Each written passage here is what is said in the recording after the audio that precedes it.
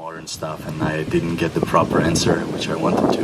So that was also one of the reasons why I came here, because here the teachers are also younger and focusing more into all kinds of music. Actually, not only bebop, not only straight ahead.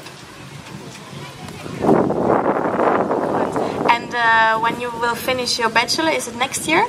It is. Okay, you plan to do also a master studies? Maybe later. I'm planning to settle down in Prague, in the capital, for a while and get into the scene there. Can you tell us something about the jazz scene in Prague? How you would say it's more vivid than in Katowice? You have more chances to play? Yeah, maybe it will sound more like an advertisement of Prague, but it's awesome. The jazz scene is awesome. We have like 8 jazz clubs that have concerts every night. So there's a lot of opportunities where to play, and the level of the musicians is also quite high. So yes. And I guess in Prague you have more tourists than in Katowice. That's right. Yeah, a lot of tourists will come also to the jazz clubs. Nice. But let's talk about the composition, and we also will talk with Martin about his composition. We choose Edgar's Grief. I mean, I liked it a lot. That's why I also choose to play you to play here. And so Edgar's Grief, you wrote it in Rotterdam, or you wrote it in Poland? I think I wrote it in Prague. I don't even remember clearly where it was, but the main thing is that it's dedicated to Edgar Allan Poe, which is one of my most favorite writers and poets. And his stories and his books were a big inspiration for me, and it influenced me a lot. So that's where it comes from. And why Edgar's Grief? Grief, because his life was not easy at all. He suffered a lot, and you can actually see it in the books and the stories as well. That's the reason. So it's a kind of dedication for his life. Nice. And how you started the composition? So you had the idea. I'm inspired by these books, by this writer, by this emotion maybe. And how you started then? Well, I started with one motive that I was developing all the time, and I also tried to stick to the idea of the standard of his poems, which graduate more and more. So this is also where the composition goes. It's keep developing somewhere. Can you maybe play this motive? Let's make it really practical.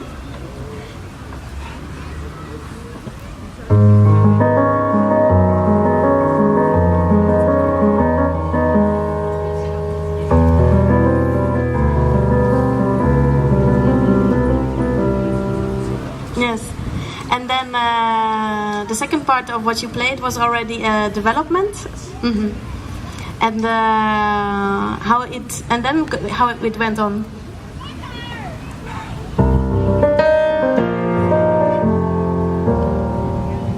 The motive is still there.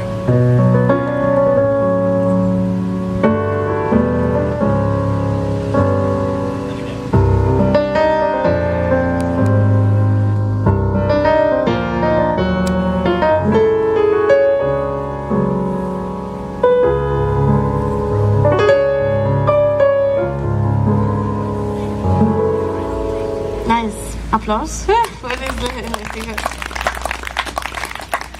And then there are also some breaks. I mean, okay, then you have the piano part maybe written down completely or a bit. The theme is written out, yes. The main theme is written out, and there's an improvised solo, which goes through the 3 chords changes. They are all minor, so that it sounds really gloomy and dark.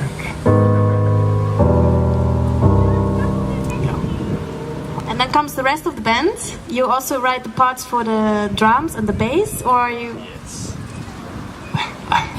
It's funny to analyze it like that. I actually never done that before, so it's the first time. Yes, there are the kicks in the drum solo, which we keep, me and the bass player and the drummer as well. And in the meanwhile, he plays whatever he wants to. And he made it sound awesome today. So, because I felt that there are a lot of breaks in it, I actually want to hear it once again, but it's maybe not possible. Yeah? Please? Yeah, let's do it a bit, maybe the half of, until the piano solo. Until the piano solo, let's do it. So you have a. We can also do it like this. It's not a problem. But to give you an idea how the theme develops and how the drums and the bass are going with the kicks and the breaks.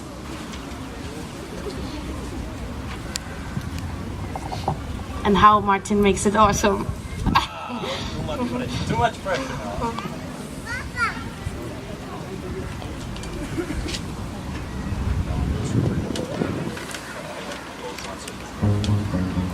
But there's also a nice recording of the song on YouTube, so if you want to listen to the whole song again, it's on YouTube.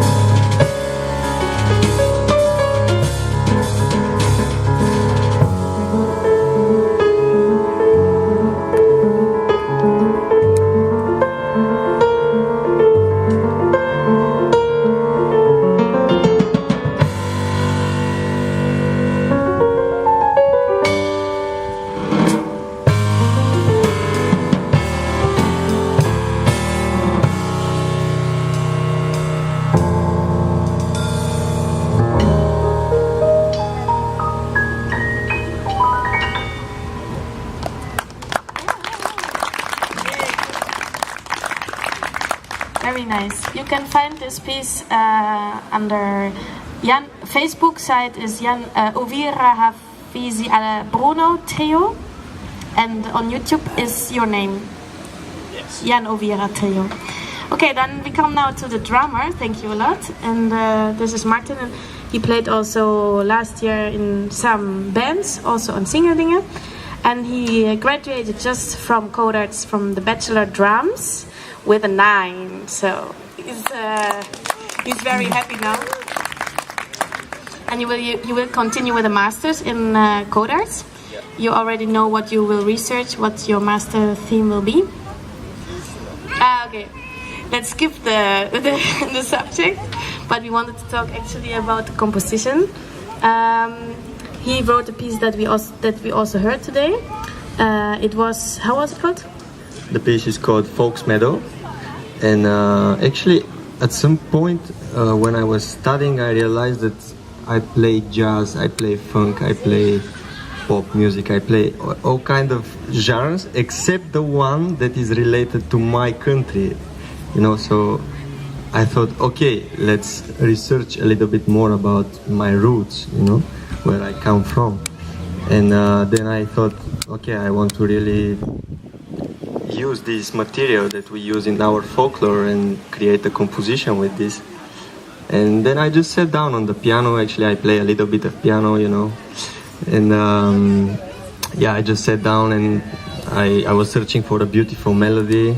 And then I just added some basic, simple, but still beautiful harmony, I think. Of course. Of course. And yeah, and then the rest of the job was done by the guys. So And to remind you, he's from Bulgaria. Yeah. From which city in Bulgaria? I'm from Sofia, which is the capital. Amazing city again. I don't know. I think it's as amazing as Prague. I don't know. Yeah, you should definitely come to visit. And you studied also there? You studied also in Sofia music? Yeah, actually I studied in Sofia classical music for 12 years, I think. Yeah. Classical, Yeah, yeah. Cool. And then you decided to do jazz. Yeah, actually I wanted to look for more freedom in general, because in classical music you really have to learn to play everything the way it should be, and you repeat it, but I was looking for something that gives you this in-moment thing, and to be more unique at the spot. And you have now the feeling that you can have this freedom with the jazz and with writing your songs and developing. Yes, yes. And when you started the composition from this Bulgarian folkloristic, you start with a rhythm or you start with a melody? Which is not typical for me. I started with writing a melody, which is not typical for drummers, because they usually just sit on the drums and they create a groove, and then what now? And then they say to the piano player, okay, please do something there. But this time I decided, okay, let's not be so, typical, and let's sit on the piano and try to do something different. And what is the specific kenmerken? Hoe is dat in Engels? Thanks. Characteristics from Bulgarian folklore. Can you describe it a bit? I think the harmony and the melody is basically the most recognizable thing about our folklore. We have some details like elements, like intervals, and now we go to the music theory, so it's not that interesting, I think. Oh, it is. But I would say harmony and melody. So not especially the rhythm, because I thought maybe it has odd meters or... Actually, we also have these odd meters, like usually, we play in 4/4, but in our folklore we have 5/8, 7/8, sometimes 15/8. I think we just like numbers or something. That's it, nice. 5/8, 7/8, 15/8. Can you give us an example of 5/8, for example?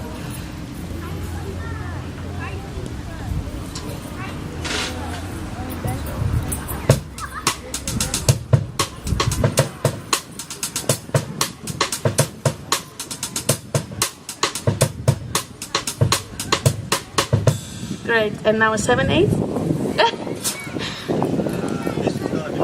This will be fast, he said.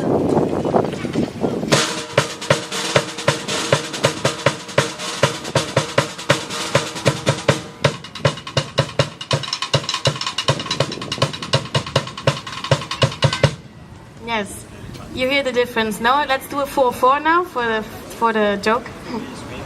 Let's swing, yeah.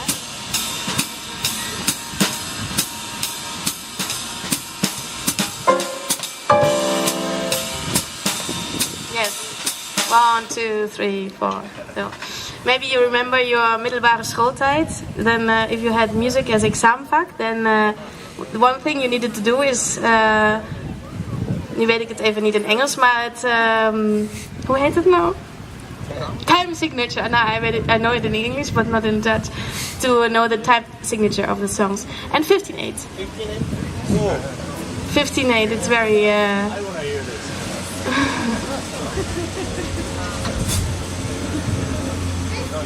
Also fast. You cannot count so fast, but...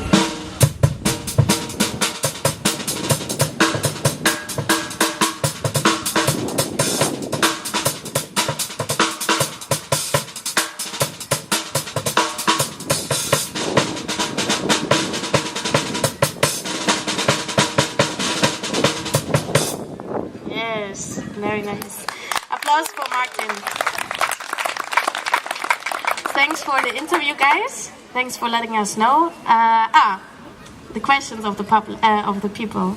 If you have any questions, maybe to the players, to the musicians about compositions or music in general, then it's now your moment. Okay. Then we are finished. You're done. En dan ga ik weer in het Nederlands praten. Nou, bedankt voor jullie komst. Dat was het laatste SingelSounds concert van dit jaar, helaas. Dus het volgende is dan weer in mei 2017. We gaan met zomerpauze en met winterpauze. Als jullie... Wanneer spelen zij weer? Okay, the question is when you will play again and where?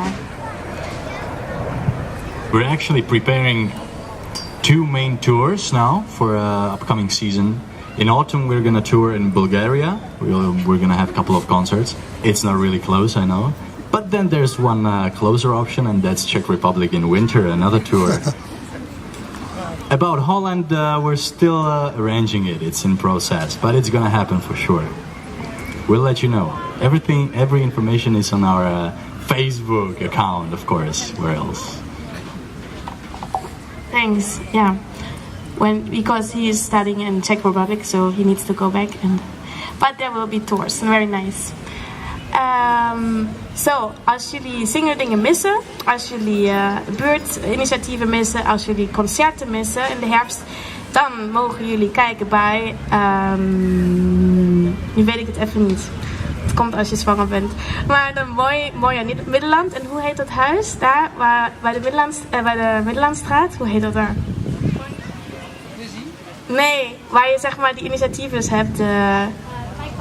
Wijkpaleis, dankjewel. Het Wijkpaleis organiseert elke week mooie activiteiten voor klein en oud en voor jong en oud. En er zullen ook concerten plaatsvinden. Je kan daar dingen zelf maken, je kan er gezellig bij kletsen. Dus het singeldingengevoel gaat dan daar verder. En dan met mooi weer in mei gaan we weer hier van de start. Ik hoop jullie hebben genoten. En als jullie nog vragen hebben, kom rustig langs. Nou, daarmee doei en nog fijne zomer, hè?